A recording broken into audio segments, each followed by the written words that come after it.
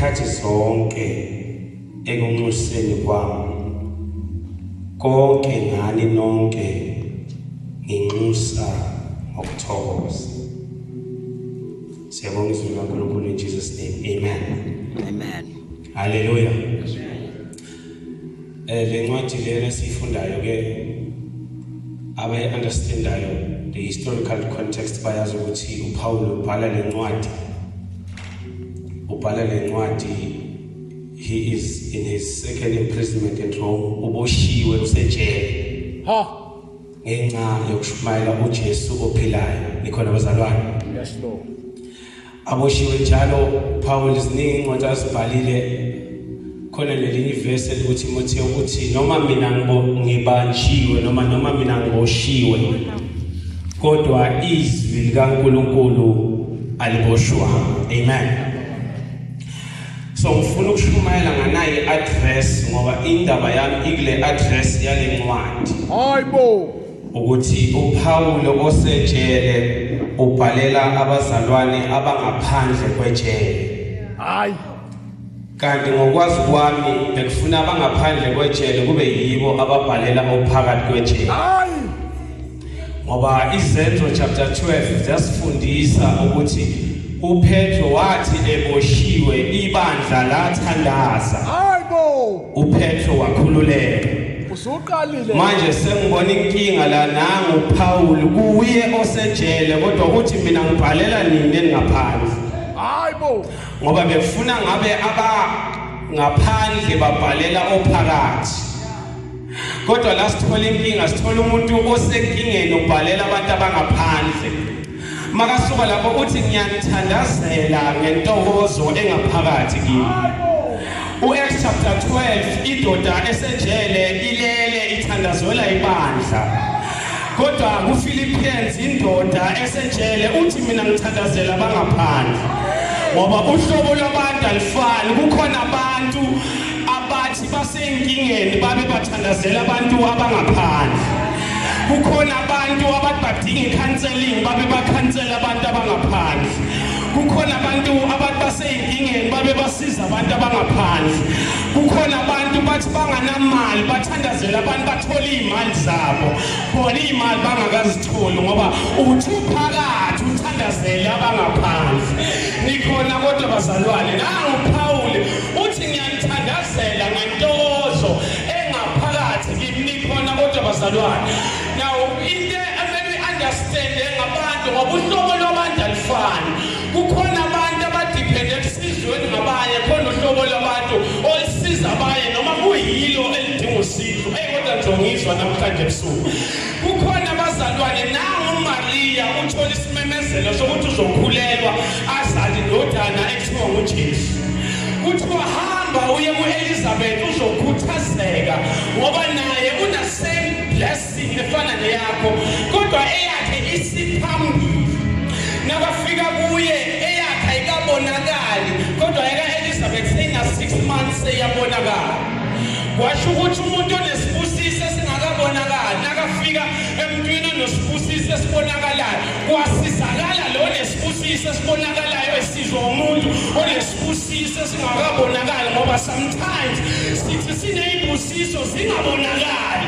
Abantu abanezibusiso ezibonakalayo badinga umuntu onesibusiso singabonakali.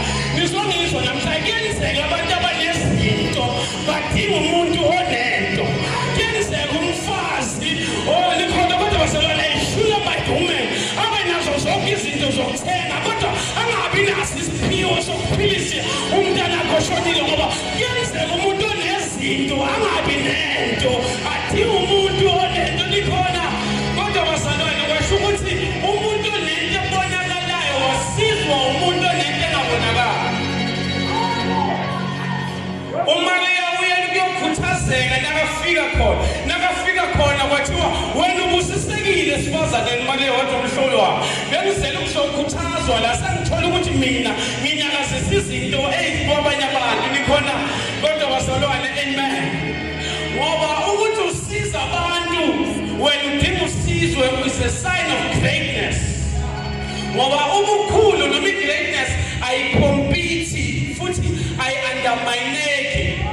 Ngoba uya understand ukuthi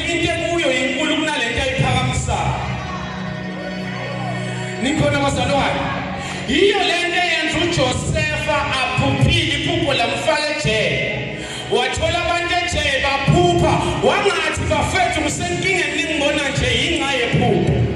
Wa-understand uJosefa wathi nginganisiza mina emaphupheni wenu ngoba ngiyazi ukuthi uku-interpret iphupho lakho wena uyosiza mina ku-interpreteke la. Ikhona kodwa bazalwane. Ukube bekuyimi nawe besizothi ungayiqali iministry ngoba ungibona nje imanqebanqeba inqa yeministry. Kanti manje umuntu onento kaNkulunkulu uphakamisa abanye yena sesephansi. Ikhona kodwa bazalwane uthi usaqalile lento usaqalwe iphupho lakho Joseph kodwa uinterpret amaphupho abanye. Kodwa uNkulunkulu into yenza usiza abantu phansi ubayise phezulu ukuthi uya-understand ukuthi akukhonakala ukuthi ngoba umuntu ophakamisa omunye umuntu amisa phezulu uye umuntu omkhulu noma yena sala phansi sekamphakamisiwe ngoba into elula ayiphakamisi into esindayo. For the fact ukuthi wena uvulela umuntu umnyango ukuthi athole umsebenzi wena ungasebenzi akusho ukuthi lo muntu sekangcono kunawe ngoba sekaphezulu. Ukuthi uvulela umuntu umnyango wena usadinga umnyango isayini ukuthi wena ungaphezulu kunalo muntu omphakamisayo. Ngibona ngani? Ngibona ukuthi uJesu wehla wasifela wasiphakamisa wasenza amadodana kodwa akusho ukuthi simkhulu kunaye. Kwazwakala sekaphakanyisiwe kwasho thina abaphakamisiwe sathi umkhulu phakeme. Hayi uphakame njani kunguye ehlile waphakamisa thina ukuthi awuyiphakamisi into olula kunayo. Nikhona kodwa bazalwane into yenza ukuthi sibaphakamise abantu thina siphansi ukuthi si-understand ukuthi yonke into engiyiphakamisayo ine-responsibility yokuyizo umphakamisa. That is why sekaphumile umuntu okhishwa uJosefa nge-interpretation wakhumbule wathi kunomuntu ejele owake wa-interpret iphupho lawo. Bonke abantu basizile nanoma ngabe bakujikelile abanye bakhona kodwa ukuthi ubaphakamisile is a sign yokuthi you are better than them. Greater is he that is in you than the one that is in the world. Nikhona kodwa bazalwane. That is why no Jesu wasiza uJohane basesibelethweni.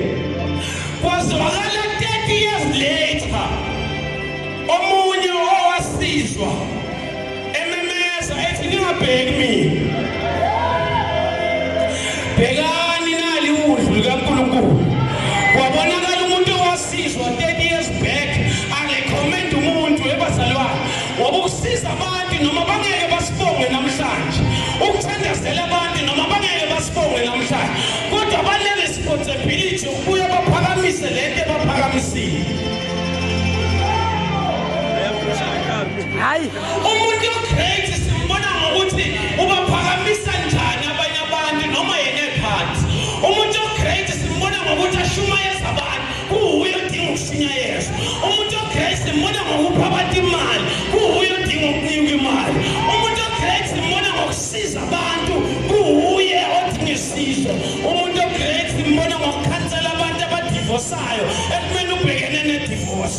Umuntu ogreat simbona ngokucalela abantu amabandla ekumele yakhe liyavalwa. Umuntu ogreat simbona ngokuphakamisa abaphansi.